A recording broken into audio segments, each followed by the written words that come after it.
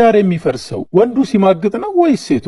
ጄምስ ሴክስተን አሜሪካዊ ጠበቃና ጸሐፊ ነው። ከ20 ዓመታት በላይ የፍቺ ጠበቃ ሆኖ ሰርቷል። ይህ ጥያቄ ሲቀርብለት እንዲህ ብሎ ነበር የመለሰው። ባል ሚስቱን ከሌላ ወንድ ጋር ካየ መጀመሪያ የሚጠይቃት ይህን ነው፣ አብረሹ ተኝተሻል ወይ? ሴክስ አድርጋችኋል ወይ ነው የሚላት። ሚስት ግን ባሏን ከሌላ ሴት ጋር ብታገኘው የመጀመሪያ ጥያቄዋ ሌላ ነው፣ ስለ ሴክስ አይደለም። እሷን ተወዳታለህ ወይ ብላ ነው የምትጠይቀው። ከሷ በላይ ሌላ ሴት መውደዱ ነው የሚያስጨንቃት። ይህ ልዩነት ብዙ ትርጉም አለው ይላል ጄምስ። ለወንድ ልጅ ሚስቱ ማገጠችበት ማለት ቀይ መስመር ነው። ለሷ ያለው ስሜት ሁላ ነው የሚቀየረው። ምናልባት ይቅርታ ሊያደርግላት ይችላል፣ ነገር ግን በፍጹም እንደ ድሮ ሊወዳት አይችልም። ውስጡ ሰላም አይሰማውም። ይህ ነገር ከአይምሮ መቼም አይጠፋም። ልጆቹ የሱ መሆናቸውን ሁላ ነው የሚጠራጠረው። ለዛ ነው ወንድ ልጅ ሚስት ሲመርጥ የሴቷ ያለፈ ታሪክ የሚያሳስበው፣ ቦዲ ካውንቷ የሚያስጨንቀው። ቺቲንግ ለወንድ ልጅ ዲል ብሬከር ነው ብሎ ነበር የመለሰው። ወንዱ ቢማግጥ ችግር የለውም አላለም። ቺት ቢደረግባት ሴት ይቅርታ ታደርጋለች፣ ወንድ ግን ፍቺ ነው የሚመርጠው ብሎ ነው የመለሰው። በዚህ ሐሳብ ትስማማላችሁ?